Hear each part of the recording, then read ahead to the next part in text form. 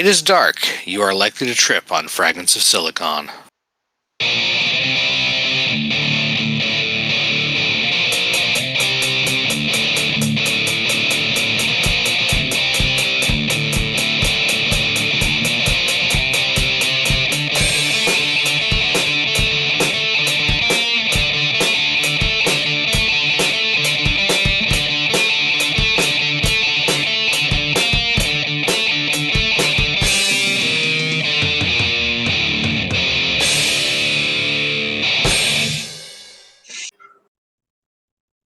All right, welcome to another installment of the Fragments of Silicon Daylight interviews.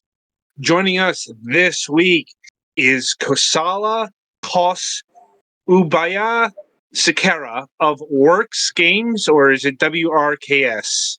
No, Works Games is correct. Okay. Right, so how we like to get started on this show is we like to get to know the people behind the games, the studio, and whatnot. And we ask this particular question, though I will have to slightly modify given what you produced here. And that is, what got you interested in gaming, both video games and role-playing games? Yeah, well, it started well early. I would say it started with being introduced to Dungeons and Dragons when I was probably around about 12. While I was in Germany, my dad's a diplomat, so we traveled quite a bit, and I was in a British preparatory school in Germany, and a Canadian diplomat kid there introduced me to Dungeons and Dragons, and I got really into it, and we played for a long time. And video gaming came soon after that. So generally been a gamer for a really long time. In point of fact, still an active gamer today, despite the fact that I'm pushing 50 now, and still managed to get about 4 hours a day or so of gaming in. Wow. And well, the next question is, what made you want to reach into this professionally? It started out many years ago when the very first job I ever actually did in life was starting a game company. That happened by accident, and it was somewhat unintentional. When I was done with university, I was living in Sweden, and my student visa was running out, so I had to move to a different visa format in order to continue staying in Sweden. So I was looking around for options, and one thing was a newly introduced concept they had called an entrepreneurial visa, where they gave you a visa to start a company and set up shop and do your thing. And because technology and gaming is kind of something that interests me quite a bit, so the very first thing I ever did was actually start a tabletop game company. We were one of the very first ones to do digital tabletops, as in PDF-based tabletop games. And we did it successfully as a little outfit. We were all in our mid-20s. And that's how it got started. And from there, I went to a relatively lengthy technology career, which ended in my early 40s, as I was kind of done with what I wanted to do in that career pathway. And deciding on what to do in the second chapter of life, I wanted to redo what I did in my 20s, because obviously I had no idea what the hell I was doing at the time. We did actually manage to survive for 3 years and sold the company for $300,000 at the time, which was a lot when you're in your mid-20s. But it wasn't a successful business that it could have been. I didn't have the skill set or the experience to do it properly. So Works Games is what that company would have been had I known what I was doing.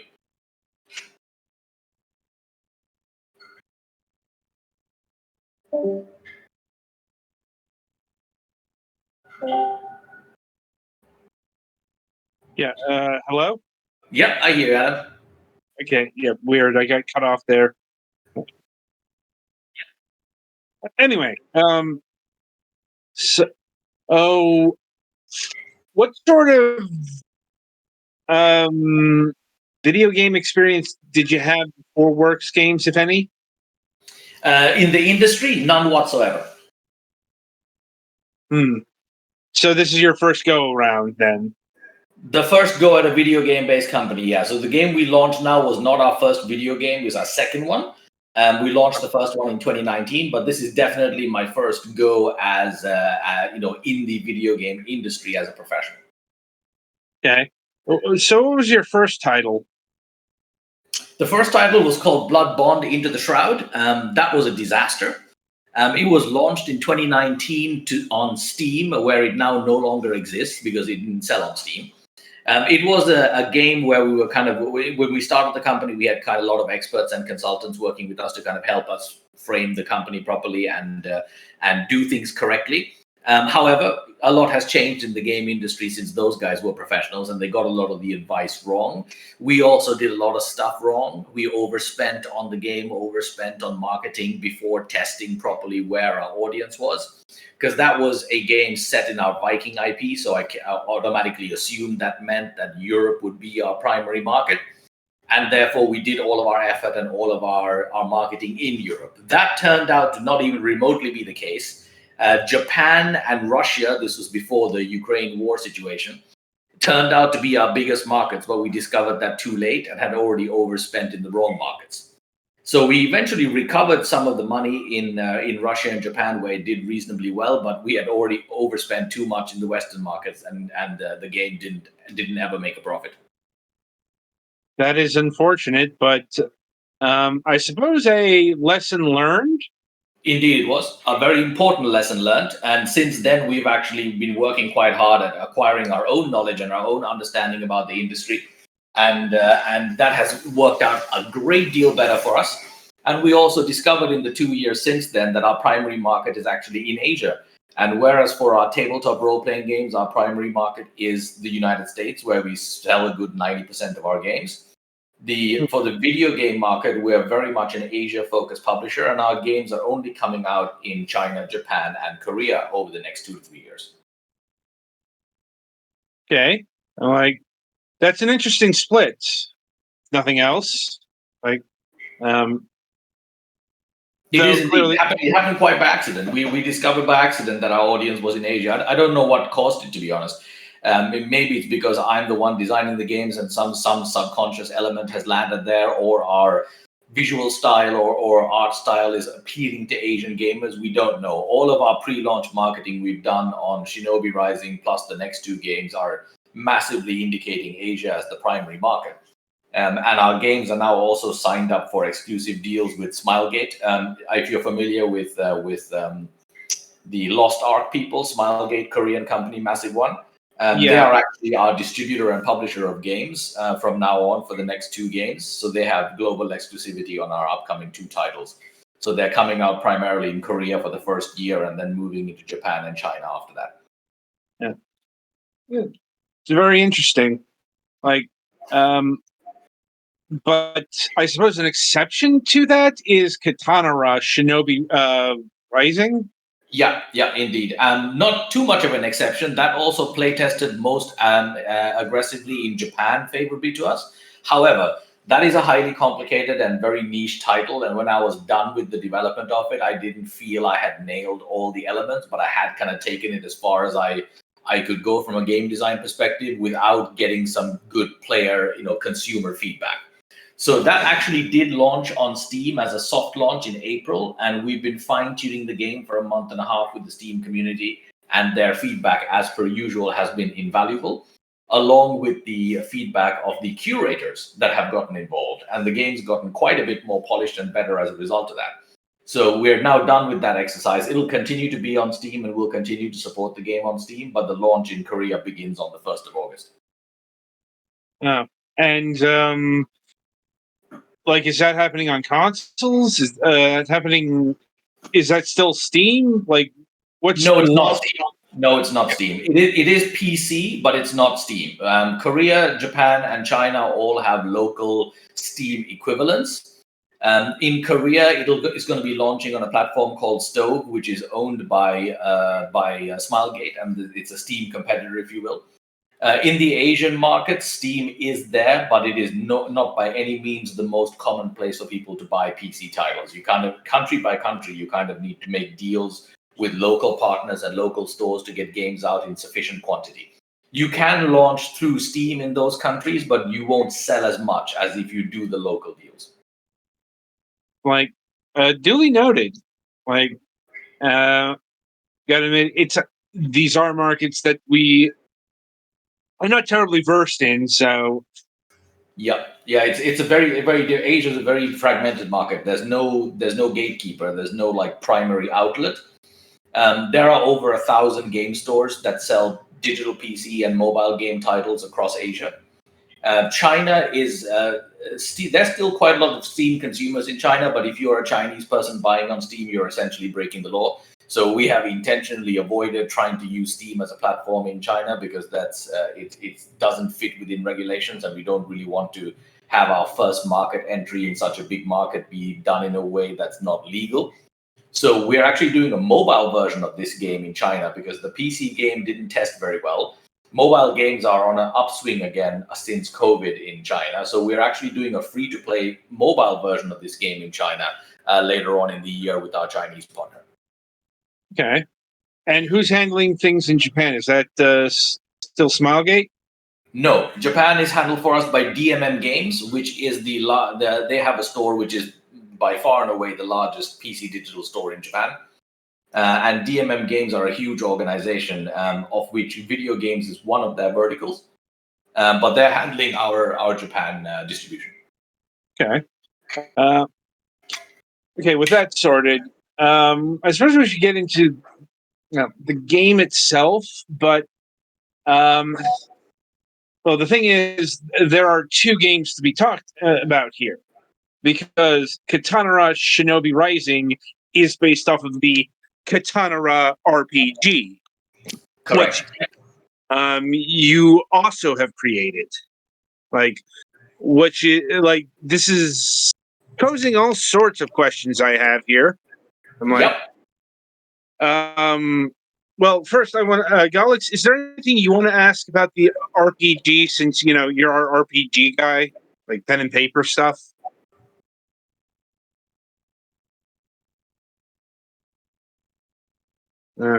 Guess not. Isn't he muted? Could be.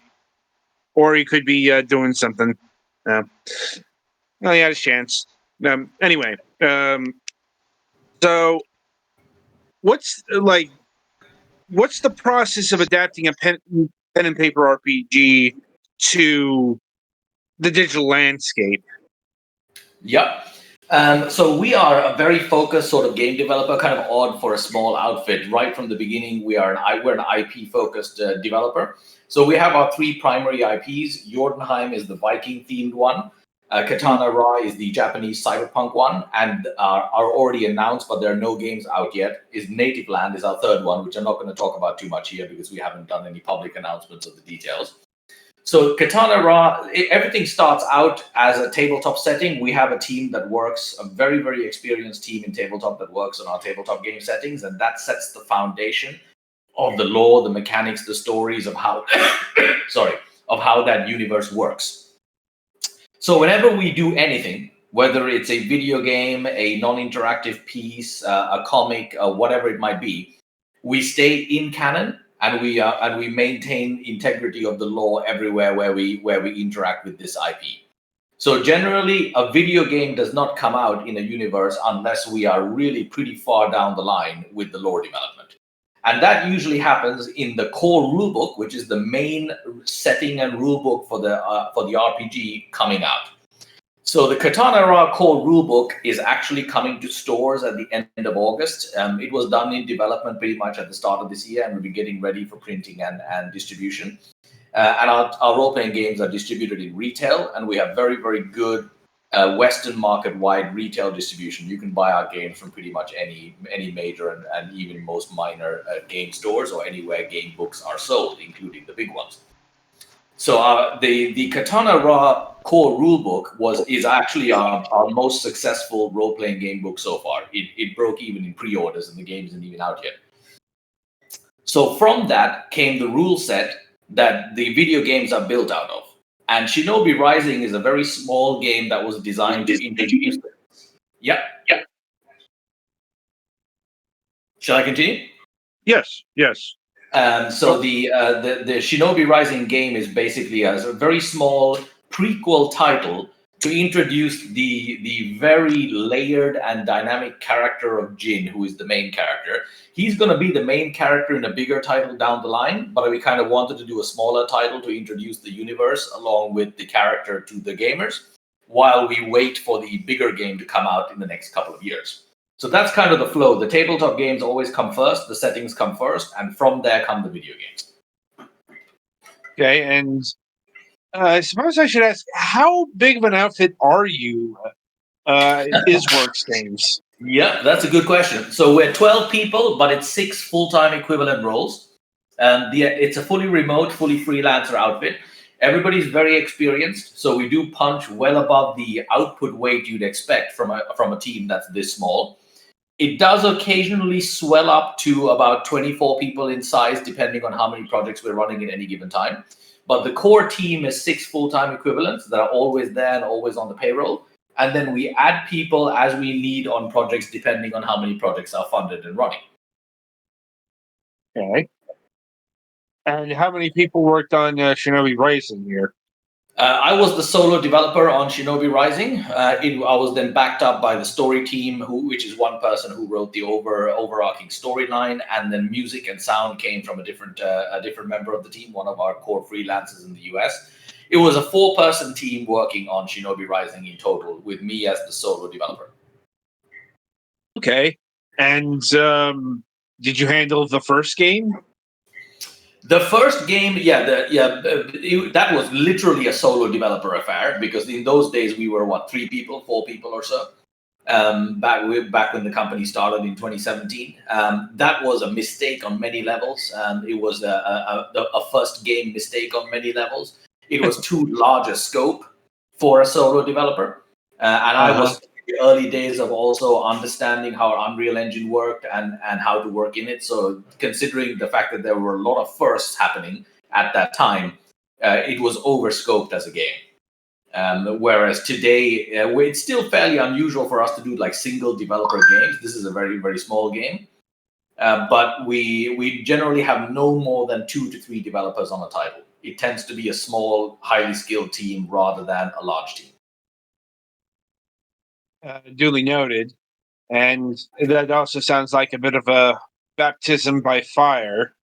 Yep, indeed it was. I mean, it was received well in Asia, but at the end of the day, it was nowhere near. It was also an RPG, which is kind of my favorite genre, and I didn't really feel I did it justice. So I'm going to want to go back and do a remastered version of that further down the line, knowing what we know now, and really do it properly.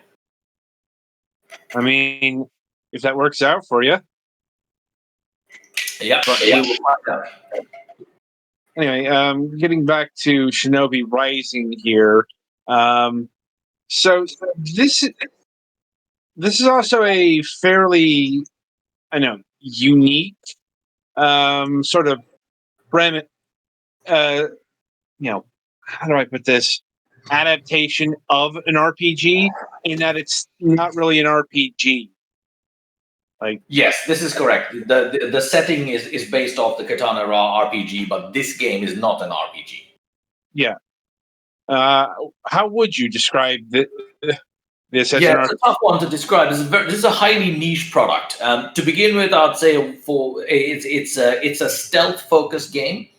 And something I wanted to do with this game was to create a game where stealth was not an optional sidekick in the form of a feature, but was the governing feature, and that if you were to not respect the need for stealth in the game, that it would be punishing. So this is a very unusual, very niche product. I would say it is a mix between a single-player, rogue stealth style game. It also aligns itself roughly to the roguelite sort of genre, because death is meaningful. When you die, you get insights that you don't get when you're alive. But everything comes with severe consequences. The game is also running on a timer. So if we start with the story behind this, Jin is in his early stages of his career as a shinobi assassin. He's been given a task. The task is to solve a murder. He is entering this village that he doesn't know. He has 8 hours until dawn. Every single activity the player takes costs time. If you stop to craft something, it costs time. If you die, you lose an hour. If you investigate a clue, you lose time, and you have to investigate clues to understand what you need to do. There's no minimap, so you are actually being put into a town as if you were really there as a shinobi assassin, and have to figure out your way through this town by actually motoring through it, learning the layout of the place, and solving clues as you go forward to solve the mystery. So it's a very high pressure game. Indeed, I like. I remember that coming up in the review, like, and like you only have like 8 hours, I think, to complete your task. Correct. Yeah. You have And 8 hours. yeah, and I think that that's in-game time, not Correct. real. How much does that equate to in like real world time? So it passes in real time for the most part until you do something. If you die, you automatically fast forward an hour as you are resurrected from from by your ancestor. If you participate in any activity in the game, like a clue being solved or crafting of any kind, it accelerates the game time. But for the most part, it runs in a real time one-to-one with actual time. It gets eaten into based on what game activities you do. Which makes sense, given everything. Let me see here. So, what elements from the RPG got transferred to this game? If The mechanics, the combat mechanics are exactly in line with the RPG. So when you attack, when you defend, in the background, the mechanics that are rolling are the combat mechanics from the RPG. The character stats are directly from the RPG. And the world setting itself, the characters you meet, the classes of those characters, the visuals, that's all straight from the RPG. Like, and was that a difficult process to translate? Not so much actually, because it's heavily Japanese inspired. It's not Japan. Katana-Ra is not Japan, but it is a heavily inspired by Japanese culture and mythology, and there's quite a lot of work that one can draw from that, and quite a lot of other systems that have gone before. We have done a very cyberpunk unique thing here. Our cyberpunk RPG is very different from other cyberpunk. It contains rituals, magic in ways that no other cyberpunk game does. That's one of the reasons why the tabletop game is doing well. So in those areas, it was a unique exercise. But at this point, we're relatively versed from our last. We've done 2 games now where we've taken a tabletop setting and translated it into game mechanics. So we kind of got that thing down at this point. That's good. That's good. And what sort of tweaking are you still working on with Shinobi Rising here? Well, as of last week, we are actually done with the tweaking. It is now feature complete and polished. That's why the Asia launch is happening next week. However, we are not done with the game. We've already publicly advertised 3 content drops. One is happening in September, October. The next one will happen in Q1, Q2 next year. And to mid to end of next year, we will do the 3rd one. And then we'll stop there, because this is designed to be a single player experience that you can actually finish. These content drops are new chapters, new things for Jin to do, different missions, in other words. And they're in completely different locales than the first one is taking part in. But we will likely wind up adding new features and enhanced features than what's in the game now. So you can go back and do the first mission if you want to, with the new skill sets and the new features, and see if you have fare better. Mm-hmm. So these aren't new things added to the 8-hour time limit. It's entirely different scenarios. It's entirely different scenarios. They will also function on time limits, but the time limits might not necessarily be 8 hours in every mission. And will it still be the same protagonist? Yes, it will indeed. In fact, the storyline between the 3 missions will be linked. Okay. And is this game coming to consoles as well? Or are they out? Is it out on consoles yet? It's not. We do like to have in the plan every single game on as many different platforms as possible. I do think this is a really good console title. We've had a chat with Microsoft so far. It is not going to come to Game Pass. They felt it was too niche a title for Game Pass, but it will come to Xbox probably towards the tail end of this year. It is not yet clear whether it'll come to other consoles. Because Japan trended very well, I do feel that doing a Switch port is kind of mandatory. The problem is that the graphical quality of the game is pretty high, and I very seriously doubt that we could port this to the current generation of Switch. So we'll probably wait for the next generation of Switch and port it to Switch then. Like, I mean, I have no idea when that's going to be, but Neither do I. But I think it's probably better for us to get through the next year's worth of content drops first, and then port to console when everything is done and dusted, rather than in bits and pieces. It's quite difficult to do like content updates to console games, which is why you see many of these PC developers will go through like a PC launch, spend a few years polishing it, and then come to console as a completely finished product with all the DLCs and all the season passes bundled as one. That I tend to favor that model as well. So I think we'll probably do that, and hopefully, I know Nintendo's definitely not going to get anything done by next year, but hopefully they'll have a new Switch sooner rather than later. well, only Nintendo knows that right now, and they have Indeed. not said anything.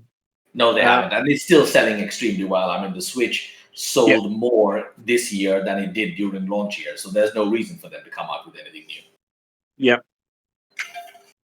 We'll once again, it's a we'll have to wait and see situation. Yep. But shifting to the mobile version for a bit here, I'm wondering, did you have to do anything special to convert the game to those particular platforms? Yes, there's some work needed. I mean, we always build in Unreal simply because it allows us a footprint to port to different platforms the way we want to. And a touch-based UI and interface was already conceived for this game at the start. It is currently being ported to Android, and that's still an ongoing process, expected to end in the next month or two. The next week or two. And it has been relatively easy because because this is quite a slow-paced game and there's not a lot going on in real time. The port was not overly complicated. Well, that's good to hear. And are you handling the port in-house, or did you send that to someone else? This time we're handling it in-house, but I don't think we want to do that going forward. I prefer for us to stick to the PC versions in-house and then do all the porting with an external partner. But this particular thing is being handled in-house. Duly noted. And how is the business model going to be handled on mobile? It's going to be a free-to-play game, because the reason the mobile discussion came up was because when we went to our Chinese partner and they did a market test on it, they felt that the mobile version had a better chance of success. The problem is that in order for it to succeed in China as a mobile game, it has to be a free-to-play game. And therefore, we needed some sort of monetization mechanic. And I don't like doing monetization unless it is in line with the game's design philosophy. And China is a bit of a different market to the West when it comes to mobile. There's a lot of tolerance for pay to win and pay to accelerate among gamers, as long as it's designed well. So death is the key thing in this game that can stop you from succeeding. So the way we're going to do this, it'll have all the current features of the PC game. When you die too many times and you start approaching a point where the amount of hours you have left really jeopardizes your ability to finish the game, you'll be given an option to pay a small amount of money to extend the timer if you want to. So that'll be the free-to-play mechanic that is largely driven by the fact that it allows people who are completionists to keep hammering away at a single run of the game by continuing to pay for extra hours rather than dying and needing to restart the entire thing from the beginning. Sounds like an interesting way to handle things, if nothing else. Yeah, we'll see if it works. Of course, as always with these things, it depends on whether or not the consumers buy into it. And until we've kind of field tested it, we're not going to know. But this is the mobile version is going to our Chinese partner in August, so they'll have some time over the next couple of months to test it out and get back to me and let me know if this is actually going to work as a concept. Well, hopefully that pans out for you. So, My next question here is one I'm not sure how much you can answer at this point, especially where I have to go with this, but I do have to breach it. Yep. That is, how does how does Shinobi Rising tie into the larger Katana-Ra game that's upcoming? So it's mostly the character that's common between the two. In the upcoming Fuller game, that is a full-on action RPG, and that there you find Jin much further down the line in his life, in his late 40s, mid 40s, where he has taken over the leadership of the mountain ancestral village that they have in the mountains. And this Shinobi Rising is in his very early stages, where he's still in his late 20s. We're going to be doing a couple of non-game related story fillers between now and then to set the stage for the next game. I'm not going to reveal the premise of the next game just yet. It's a very dark storyline. It's happening at a time in Jin's life where he's not at his best, and it's essentially it's a story that kind of takes you through the downfall of Jin as from Lord of the Village to a lot less than that. And these initial stories are mostly about showcasing Jin, his character.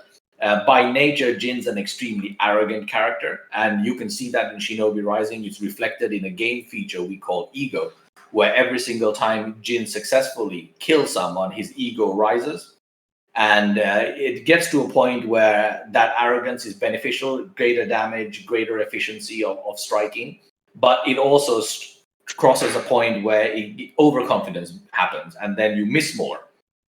And this is reflected in a feature called Ego in this game. And this is a core characteristic of Jin as a character. He struggles quite a bit between the honor of the samurai code honor that he has to uphold, and his personality, which enjoys inflicting damage. Like, so will you be playing as Jin, or is he going to be like a mentor figure? No, you're actually going to be playing as Jin. I'm still going back and forth on whether or not this should be a first-person or third-person action RPG. But you will be playing as Jin. It's a very combat-focused game because he is a warrior. And you will also have a quite wide array of weapons at your disposal as you're playing the game. It's still going to be a very story-driven role-playing game experience, but it's quite an action-heavy role-playing game experience. Duly noted, duly noted. Though if you're targeting Asia as your primary marketeer, third person. Yeah, probably, yes. Well, first-person games tend to not do as well in Asia due to health reasons. Like motion sickness is a big problem.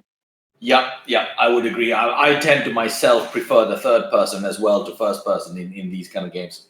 So, just worth noting that there, like, and does the character Jin appear in the tabletop RPG? He does not. However, he is going to be appearing in a motion comic that we're working on now, which is going to be launching in the next couple of months. And he will also be in a prequel storyline prior to the Jin's Revenge, the full game coming out. So he's a main character in the video games, but he's not a iconic character in the tabletop setting. At least not yet. Indeed. Right. That can change. Like, especially if you decide to do like proper novels. Yeah, we're pondering on that idea as well. It's like that's a very D&D thing right there. Yeah, indeed. Novels are kind of on the back burner right now in a very light fashion. We're looking into how we progress down that concept. That's an obvious IP expansion for us, especially since we have a really good writing team. And we're pondering where to go with the novel side of things. But yeah, you're quite right. It may well be so that as the timeline of Katana-Ra evolves as the setting, Jin takes his role as an iconic character. Indeed. Well, let me see here. I've run through my gamut of questions. I'll see if my colleagues here have anything further for you. I think I went through mine. Okay. Yeah, I don't know if I can phrase it into specific questions. I just when I was playing the game, I found the controls a little bit awkward, but I don't know. Yeah, a lot of phrase people it have into a mentioned the question. control. Did you use a mouse and keyboard or a controller? Mostly the controller. Okay, so and when was the last time you took this through a playthrough? It was a few weeks ago when we did the review. So.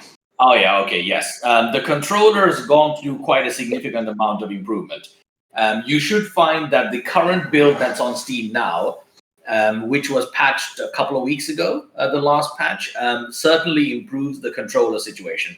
I do think that on PC, we recommend mouse and keyboard as the right way to play the game. But you'll find that controller is a lot more responsive and a lot more pleasant now. But I would still recommend for the PC version that mouse and keyboard be the preferred choice for anyone to take this game through. Okay. All right. Anything else? I think that's about all for now. I think, yeah. All right. All right. So yeah, I think that'll about do it here today. Koss, I want to thank you for taking time out of your schedule and being with us here today. Gotta admit, it sounds like you've created quite a number of rich worlds that seem ripe for the transition into video games, and maybe we'll have you back on the program when the bigger Katana-Ra RPG is ready to be talked about, or one of the other universes gets converted. But until then, the game is Katana-Ra Shinobi Rising. It is currently available on Steam. And it's coming to various Asian digital markets here in August.